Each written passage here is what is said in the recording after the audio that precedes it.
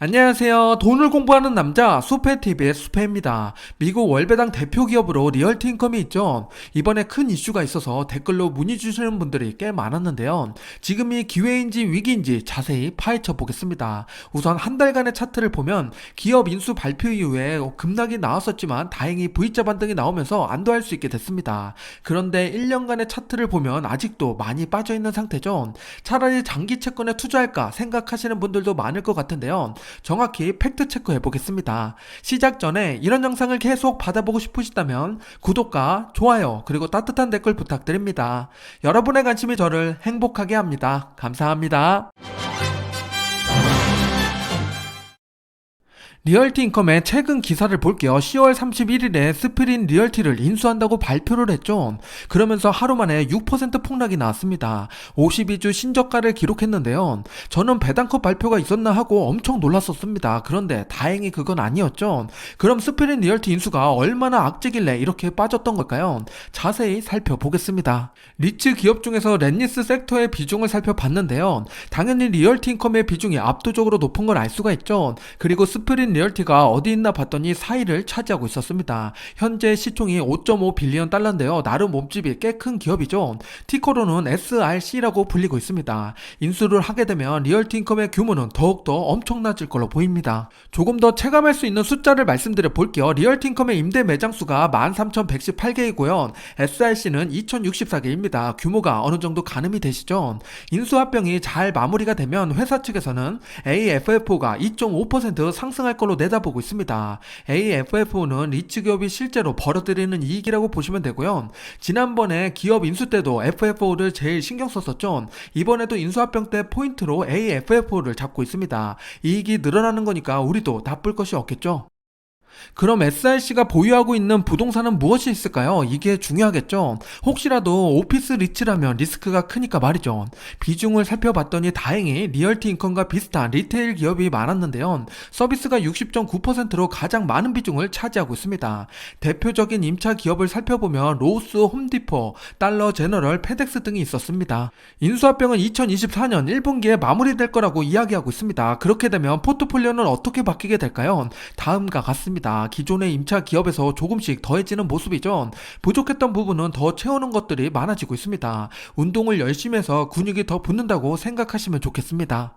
리츠 기업의 인수 과정에서 중요하게 봐야 될 부분 중에 하나가 부채 만기 금액입니다. 연도별로 나타내고 있는데요. SRC를 인수하게 되면 어떻게 바뀌는지 보겠습니다. 우선 2023년도에는 크게 문제가 없어 보이죠. 2024년도에도 SRC 부분이 없습니다. 그런데 2025년부터 SRC 부채가 보이기 시작하는데요. 남색으로 표시한 부분입니다. 2025년도는 그래도 SRC를 더하더라도 2024년도랑 비슷한 수준이라 나쁘지가 않죠. 그런데 큰 문제가 생기는 건 2026년도부터입니다. 원래 리얼티 인컴의 부채가 집중되어 있는 연도인데 SRC까지 더해지는 모습이 보여집니다. 제가 꾸준히 모니터링 하면서 말씀을 드릴 건데요. 리얼티 인컴 장기 투자하시고 계신 분들은 2026년을 잘 지켜보셔야 됩니다.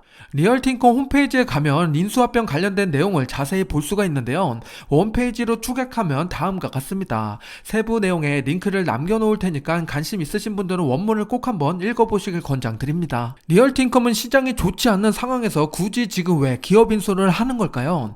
이 문제는 우리가 반대로 생각할 필요가 있는데요. 시장 상황이 안 좋기 때문에 기업 인수를 지금 하는 겁니다. 다른 산업의 기업들을 잠깐 볼게요. 엑슨모빌과 쉐보론도 동종 석유 기업을 인수를 시작했죠. 그리고 현금이 있을 때 몸집을 키우는 모습을 보여주고 있습니다. 에브비도 파킨슨병 치료제 개발사를 인수했는데요. 휴미라 특허 만료 대안으로 포트폴리오를 다각화하고 있습니다. 마지막으로 가장 많이 알려진 마소인데요. 분리자들을 인수했죠. 이런 식으로 기업은 새로운 성장의 발판을 삼기 위해서 기업을 인수하기도 하고 같은 업계에서 영향력을 키우기 위해서 인수 작업을 합니다. 리얼티 인컴도 지금 싸게 살 수 있는 시기라고 생각하고 인수 작업에 들어간 거죠. 그래서 저는 시기가 나쁘지 않다고 생각하고 있습니다. 리츠 리츠 대표 ETF인 VNQ의 현재 투자 비중을 보겠습니다. 리얼티 인컴이 8번째에 있는데요. 기업 인수가 마무리되면 조금 더 앞으로 갈 수 있겠죠. 실제로 기업 보고서를 보면 3단계 더 상승할 걸로 내다보고 있습니다. 나름 리츠 기업 중에서 이제 명함을 내밀 수 있는 기업으로 성장하게 된 겁니다. 조금 더 자세히 살펴보면 S&P 500 내에서도 등수가 올라가게 되는데요. 175위에서 150위까지 상승할 걸로 내다보고 있습니다. 시총이 매일 움직이기 때문에 변동될 수 있지만 전체적으로 몸집이 커지는 것은 사실입니다. 공룡 리츠 기업이 되는 그날까지 성장하길 바라보겠습니다. 기업 인수에서 가장 중요한 것은 그래서 얼마에 어떻게 인수되느냐겠죠. 흡수합병이기 때문에 추가 비용이 발생되는 것은 아니고요. 주식을 쉐어하는 구조를 가져갑니다. 이것 때문에 주가가 폭락이 나왔었죠. 프리미엄을 많이 줬다는 이야기가 있습니다. 리얼티 인컴 한 주당 SRC 0.762주를 쳐준다고 하는데요. 이 문구 때문에 이제는 리얼티 인컴과 SRC는 한 몸처럼 움직이게 됩니다. 간단하게 한번 계산해 볼게요. 리얼티 인컴의 단가가 50.85달러다. 그러면 여기다가 0.761을 곱하면 SRC 단가가 나오게 됩니다. 우리는 여기서 투자 포인트를 하나 가져갈 수가 있는데요.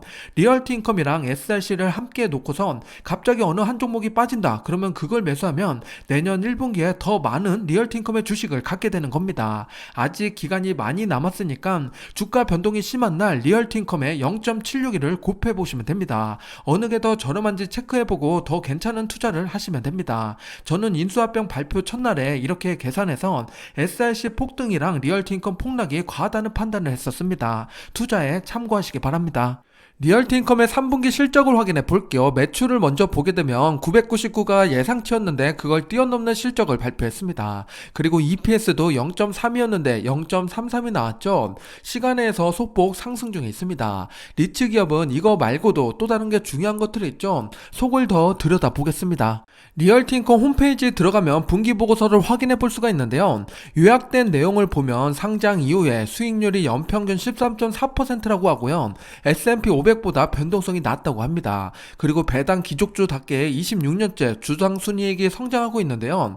과연 이번 분기에는 어떤 변화가 있었는지 보겠습니다. 2023년 3분기 신용등급은 AAA로 양호한 편이고 기업 가치 대비 연 임대료도 좋은 편입니다. 글로벌 리츠답게 유럽과 미국의 다양한 포트를 구성하고 있고 오른쪽 아래 봤더니 배당 성장 또한 꾸준히 하는 모습입니다. 조금 더 디테일하게 숫자를 확인해 볼게요. AFFO의 변화를 볼 건데요. 작년 동기 대비해서는 20% 성장을 했고 반기를 봐도 16% 성장하는 모습입니다. AFFO의 성장이 눈에 들어올 정도로 높죠.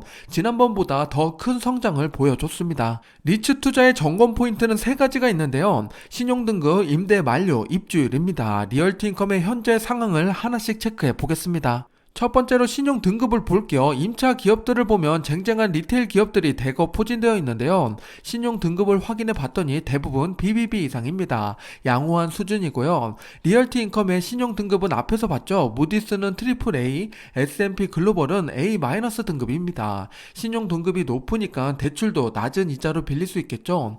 추가로 아래 보면 2.8이라고 적혀 있는데요. 이는 리얼티 인컴이 아무것도 하지 않아도 가만히 있어도 생명 유지할 수 있는 기간입니다. 지난 분기에도 2.8이었는데 이번에도 2.8년이나 됩니다. 두 번째는 임차 기업들의 임대 만료 기간인데요. 2023년은 얼마 남지 않았죠. 그래서 0.6%밖에 되지 않습니다. 2024년부터 봐도 그렇게 큰 비중을 차지하지 않는데요. 10% 넘는 연도가 없습니다. 가장 많은 비중을 차지하는 게 2027년도랑 2028년도죠. 그걸 포함해서 앞으로 5년 동안을 보더라도 총 30% 비중밖에 되지 않습니다. 임대 만료 기간을 잘 분산시켜 놨는데요. 리얼티 인컴의 리스크 관리 능력이라고 보시면 됩니다. 마지막 세 번째는 입주율인데요. 제가 리얼티 인컴을 좋아하는 이유 중에 하나가 이거입니다. 공실률이 1에서 2%밖에 되지 않는다는 거죠. 그만큼 관리를 정말 잘하는 기업인데요. 2023년 3분기 기준으로 보면 입주율이 98.8%입니다. 지난 분기보다는 0.2% 하락했지만 그래도 단단한 모습이죠. S&P 500의 리츠 평균을 보면 94% 수준인데 리얼티 인컴의 평균은 98.2%, 압도적인 관리 능력입니다. 여전히 일을 잘하고 있습니다. 이번에 리얼티인컴의 주가가 45달러까지 빠졌었죠. 이때 누군가에게는 기회였고 또 다른 누군가에게는 위기였을 겁니다. 어떤 이슈인지 잘 모르고 기업에 대한 공부가 부족했다면 매도한 투자자도 있었겠죠. 그런데 투매가 끝나고 나니까 다시 10% 이상 상승하는 모습을 보여줬습니다. 아직도 고점 대비하면 하락률이 큰 편이긴 한데요. 그것은 고금리 때문에 배당주의 매력이 다소 감소했기 때문입니다. 우리 구독자분들이 현명한 선택을 할 수 있도록 앞으로도 다양한 정보를 꾸준히 공유드리겠습니다. 리얼티인컴은 1년 동안 주가가 격하게 빠졌는데요. 그러면서 배당금을 인상했기 때문에 더욱더 배당률 편차가 발생이 됐습니다. 1년 동안 배당률이 4에서 6%까지 움직이게 된 건데요. 그럼 여기서 배당률에 따라서 우리의 미래 월 배당금은 얼마나 달라지는지 계산해 보겠습니다. 적립식 투자 기준으로 시뮬레이션을 돌려볼게요. 월 100만원씩 적립식으로 리얼티인컴에 투자했다고 가정해 보겠습니다. 배당 성장률은 최근 5년 동안 평균값인 3.69%를 적용했고요.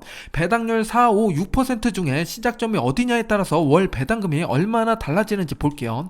우선 1년 차에는 3만원, 4만원, 5만원 월 배당을 받게 됩니다. 당연히 배당금을 재투자했을 때 10년 차가 되면 47만원, 61만원, 77만원까지 벌어지게 되고요. 20년 차가 되면 월 배당금이 141만원, 193만원, 255만원을 받게 됩니다. 지금 4%랑 6% 20년 차 됐을 때 100만원 이상 월 배당금이 차이 나게 되죠.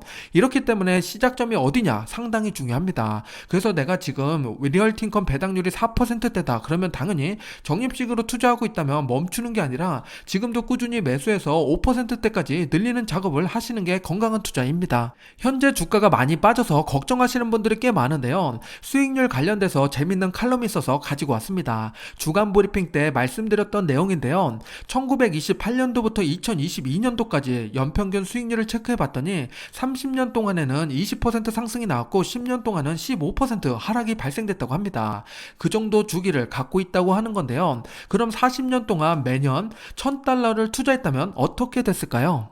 두 가지 케이스를 볼게요. 첫 번째 A 케이스는 처음 10년 동안 마이너스 15%씩 손실을 보고 그 이후에 30년 동안 매년 20%씩 수익이 발생되는 구조입니다. 두 번째 B 케이스는 반대의 경우가 되는데요. 둘 중에 어느 케이스가 더 수익이 많이 났을까요? 정답은 첫 번째 케이스입니다. A는 자산이 250만 달러가 됐는데 B는 20만 달러밖에 되지가 않습니다. 10배 이상 차이가 나는 거죠. 그러니까 장기 투자하는 우리는 오히려 시작하는 지금의 시점에서는 손실을 싸게 매수할 수 있는 기회로 보시는 게 좋습니다. 반대로 뒤로 갈수록 복리 효과가 커지는 수익으로 전환이 돼야겠죠. 그러니까 초반에 수익이 마이너스라고 너무 속상하지 않으셔도 됩니다. 꾸준히 적립식으로 투자하다 보면 단가도 내려가고 복리로 수익이 쌓이는 재미를 느끼게 될 겁니다. 리얼티인컴은 당연히 배당도 덤으로 더 많이 나오겠죠. 참고하시기 바랍니다. 이쯤 되면 고민을 하나 더 하고 계실 것 같은데요. 이제 금리 인하하게 되면 장기 채권에 투자해볼까 이런 생각도 드실 겁니다. 현재 리얼티인컴이 배당률이 많이 올라서 6%라고 하지만 경제 위기가 오면 장기 채권만한 게 없죠. 맞는 말씀입니다. 과연 어떤 게 옳은 선택인지 살펴볼게요. 우선 리얼티인컴과 장기 채권 TLT의 배당 내역을 볼게요. 리얼티인컴은 꾸준히 배당을 늘려왔죠. 현재 한 주당 3.07달러를 지급하고 있습니다. 그런데 TLT는 배당금이 오히려 줄었다가 최근에 조금씩 올라오고 있죠. 현재 한 주당 3.25달러를 지급합니다. 우리가 여기서 조심해야 될 부분이 나오는 건데요. 안정적인 배당을 보고 투자한다면 당연히 왼쪽에 있는 리얼티인컴 같은 기업에 투자해야겠죠. 배당 성장 기업 혹은 SCHD 같은 ETF에 투자해야 됩니다. TLT는 기준금리 변화에 따라서 배당금도 변화하게 되니까 안정적인 배당을 목적으로 투자하시면 안 됩니다. TLT를 선택하는 목적부터 정확히 해야 됩니다. 장기채권 TLT는 금리 인하 때 주가가 어떻게 변했는지 체크해 볼게요. TLT 상장 이후에 격하게 금리가 인하됐던 게 두 번이 있는데요. 2008년 리먼 사태와 2020년 팬데믹입니다. 둘 다 주가가 급등한 걸 알 수가 있죠. 역시 금리 인하 때는 장기채권이 힘을 발휘하게 됩니다. TLT가 120달러까지 지금부터 올라가게 되면 35% 상승이 나오는 건데요. 대단한 수익률이죠. 그런데 여기서 한 가지 조심해야 될 부분이 있습니다. TLT 급등 이유를 보면 대부분 하락하는 모습을 보여줬는데요. 그러니까 변동성을 꼭 체크하고 대응하시기 바랍니다. 리얼티인컴은 기준금리 인하에 인하했을 때 어떤 모습을 보였는지 볼까요? 동일하게 2008년도 리먼 사태랑 팬데믹을 보겠습니다. 채권과 반대로 급락한 걸 알 수가 있죠. 이래서 채권과 주식으로 자산 배분을 해놓는 게 리스크 헤지가 되는 겁니다. 둘 다 갖고 있다면 각자 변동성은 클지 몰라도 전체 자산은 안정적인 모습을 보이겠죠. 리얼티 인컴은 이렇게 급락이 나와도 버틸 수 있는 한 가지가 있습니다. 바로 배당금이죠. 월배당이니까 저렴해진 주식을 싸게 살 수 있는 기회가 생기기도 합니다. 이래서 현금 흐름이 중요한가 봅니다. 마지막으로 이상적인 시나리오를 말씀드려 볼게요. 기준금리 동결된 지금 채권을 매수합니다. 그리고 기준금리 인하하게 되면 장기 채권이 급등이 나오겠죠. 수익 실현을 합니다. 다음으로 금리 인하로 하락한 배당주를 저가에 매수해야겠죠. 마지막으로 오르락 내리락 금리가 움직이면서 중금리에 머무르게 되면 안정적인 배당을 받으면서 이렇게 여유롭게 즐기시면 됩니다. 정말 이상적인 시나리오죠. 결론을 말씀드리면 이런 시나리오는 말은 쉽지 이렇게 행동하는 사람은 아마 없을 겁니다. 저는 절대 못하고요. 그래서 저는 적립식 투자를 합니다. 하지만 금리 인하 이후에 다시 배당주의 계절이 오고 상승하는 시기가 올 거란 걸 알기 때문에 버티면서 싸게 더 모아가는 투자를 하고 있습니다. 모든 투자는 깍두기처럼 싹둑 잘리지가 않죠. 그라데이션처럼 오버랩 되기 때문에 타이밍을 맞추는 건 상당히 어려운 투자입니다. 마음 편한 투자는 장기 투자이니까 투자에 참고해 보시기 바랍니다. 여러분의 투자에 도움이 되셨나요? 구독과 좋아요 부탁드립니다. 오늘도 성공 투자하세요.